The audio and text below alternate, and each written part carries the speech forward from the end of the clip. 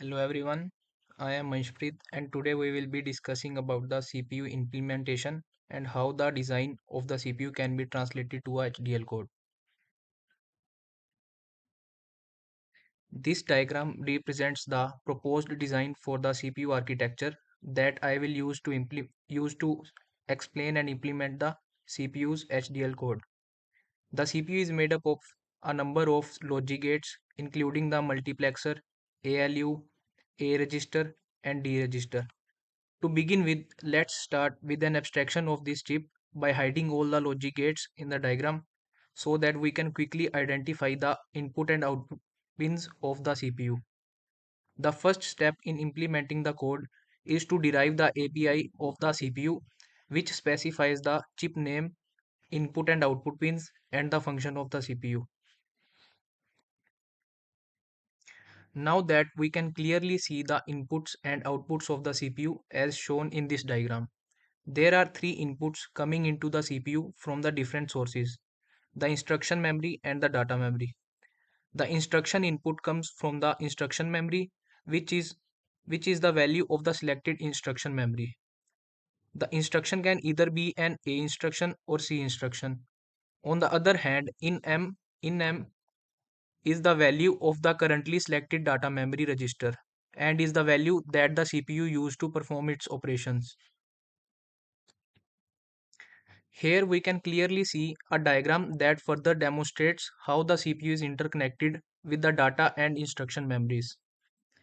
Here we can clearly see that the CPU receives its instructions input from the instruction memory and also accepts the value of the chosen data memory register as one of its input.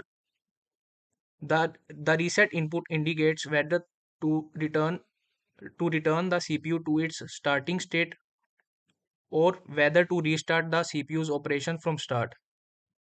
In addition to the inputs, the CPU also includes a number of outputs that are connected to the instruction memory and the data memory. As well as these outputs are called as write-M, out-M, address-M, and program counter. Going back to the given CPU architecture, we can see that the ALU provides an output that is written to the data memory. In order to do this, the ALU must specify a few things.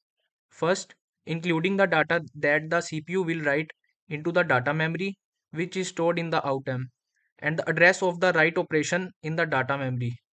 Lastly, the output that permits the CPU to send information to the data memory is the program counter, which contains the location of the following instruction.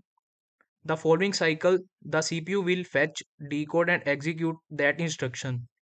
Now that we have identified the inputs and outputs of the CPU architecture, we can now implement the code of the CPU.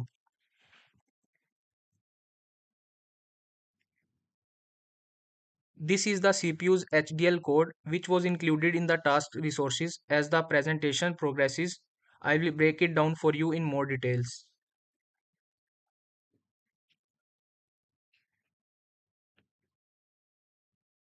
Since we are implementing the CPU chip, the chip name that we are going to write for this code is CPU, as shown in this code. The input pins of the CPU will consist of 16-bit INM, 16-bit instruction, and reset. On the other hand, the upper pins of the CPU will consist of 16-bit outem, writem, and 15-bit addresses, and 15-bit PC, which is program counter. This is the first part of the component sections of the CPU HDL code that I previously demonstrated. The three gates, NOT gate, AND gate, and MUX16 gate allows the CPU to operate and carry out particular activities. The A instruction and the C instruction are the first two types of instruction that enter the CPU from the instruction memory. The symbolic syntax of A instruction is add value. If the value of A instruction is a number, then the instruction will will set at the contents of the A register to the given value in the instruction. This value can either be a symbol or a decimal non-negative value. The test instruction in C, however, has a symbolic syntax that is equivalent to comp and jump. It instructs the CPU to perform a calculation that is then stored in a destination register or memory location. It can also instruct the CPU to jump to a different instruction memory addresses that is pointed to by the value. In the first line, we can see that the NOT gate is used to determine whether an instruction coming into the CPU from the instruction memory is an A instruction. However, the CPU first decodes the 16-bit instruction into an OOP code and 15-bit value. If the OOP code is 0, the instruction is an A instruction, while if the OOP code is 1, the instruction is C instruction. However, as you can see in the figure from the CPU architecture, the A register can be fed by either the instruction input or the ALU output. If the instruction is a C instruction, it does the computation in the ALU, and the ALU output is fed to the A register. 16-bit multiplexer is also used to select whether the instruction or the ALU is stored into the register. A instruction input or the ALU output. If it is a C instruction, it performs the computation in the ALU, and the ALU output is fed to the A register. We use the AND gate to determine that the instruction is C instruction.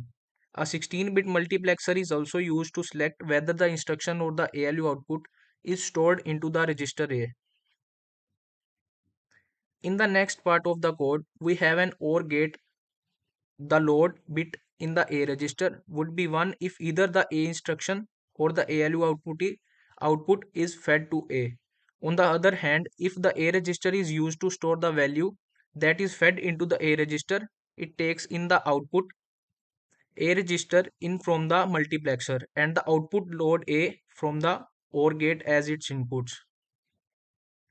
An additional mux16 takes the output of the A register and the value currently selected in the data memory registers in M and generates the value that is currently stored within the register.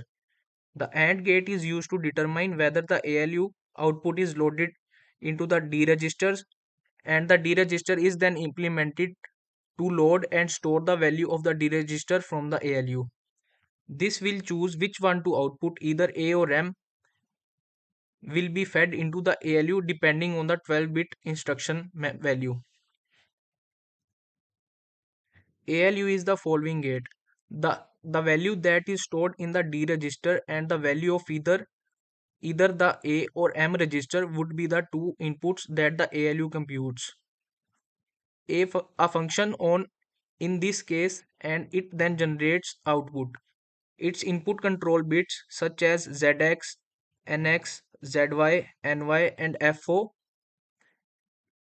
NY, F and NO indicate which function is computed on the two inputs to produce output, while the output control bits such as ZR and NG determines the properties of the result. The following code, which consists of 2 or 16 and an AND gate, sets the ALU output in order to successfully write on the data memory. The first or 16 code line determines the address of the write operations. The second one determines the content of the data memory. And lastly, an AND gate that outputs a value that allows CPU to write the content to the data memory. The program counter is the register which contains the address of the instruction. Next, in this part of the HDL code, the load bit of the CPU is determined by the jump bits and the ALU outputs. These lines of the code determines jump conditions and checks the ALU output. If the instruction is C instruction and the conditions are met, the PC is loaded with value that will ask the CPU to jump to the specified value. If the PC is not loaded, then PC is incremented. This way I understood and will implement the HDL code. Thank you.